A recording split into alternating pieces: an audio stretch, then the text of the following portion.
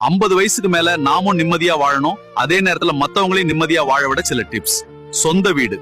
எப்பவுமே உங்க சொந்த வீட்டுல இருங்க. அப்பதான் யாரையும் எதிர்பார்க்காம சுதந்திரமா நிம்மதியா வாழ முடியும். பணம், காசு, உங்க பேங்க் பேலன்ஸ், சொத்து பத்தெல்லாம் உங்க கையிலே இருக்கட்டும்.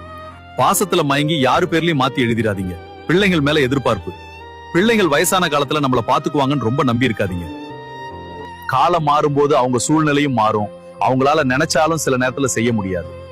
நல்ல நட்பு, நீங்க சந்தோஷமா இருக்கணும்னு நினைக்கிற உண்மையான நல்ல நண்பர்களை மட்டும் கூட வச்சுக்கோங்க. ஒப்பீடு வேண்டாம். உங்களை யாரோடையும் ஒப்பிட்டு பார்க்காதீங்க. யாரிடமிருந்து எதையும் எதிர்பார்க்காதீங்க. எதிர்பார்ப்பு இல்லாத இடத்துல ஏமாற்றம் இருக்காது. உங்க பிள்ளைங்க வாழ்க்கையில ரொம்ப தலையிடாதீங்க. அவங்க விருப்பப்படி வாழ விட்டுட்டு நீங்க உங்க வாழ்க்கைய வாழ பழகுங்க. மரியாதை, நான் பெரியவன், எனக்கு மரியாதை கொடு, வேலை செய்யு, யாரையும் கட்டாயப்படுத்தாதீங்க. சுய முடிவு. மத்தவங்க சொல்றதை கேளுங்க, ஆனா முடிவு எடுக்கும் போது உங்க சொந்த புத்தியை வச்சு நீங்களே முடிவெடுங்க.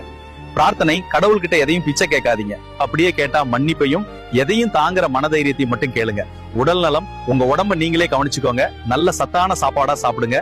சின்ன சின்ன வழிகளை பெருசு பண்ணாம உங்க வேலையை நீங்களே செஞ்சுக்க பாருங்க. சந்தோஷம், எப்பவும் கவலைப்படாம உற்சாகமா இருங்க. நீங்க சிரிச்சுக்கிட்டே மத்தவங்களையும் படுத்து, அது மனசுக்கு புது தெம்ப கொடுக்கும். அவக்குவாதம் வேண்டாம். யாரு கூடயும் சண்டை போடாதீங்க. டென்ஷன் ஆகாம நிம்மதியா இருங்க. எதுவும் நிரந்தரம் இல்லை. கவலை உட்பட எதுவுமே நிரந்தரம் கிடையாது. அதனால எதையும் போட்டு குழப்பிக்காதீங்க. உங்களுக்காக வாழுங்க. ரிட்டையர் ஆகிறதுக்குள்ள எல்லா கடமைகளையும் முடிச்சிடுங்க. அப்புறமாவது உங்களுக்காக வாழ ஆரம்பிங்க. உங்களுக்காக வாழ ஆரம்பிக்கிறப்பதான் நீங்க நிஜமாவே வாழ்றீங்கன்னு அர்த்தம். நம்ம நண்பர்களுக்கும் ஷேர் அண்ட்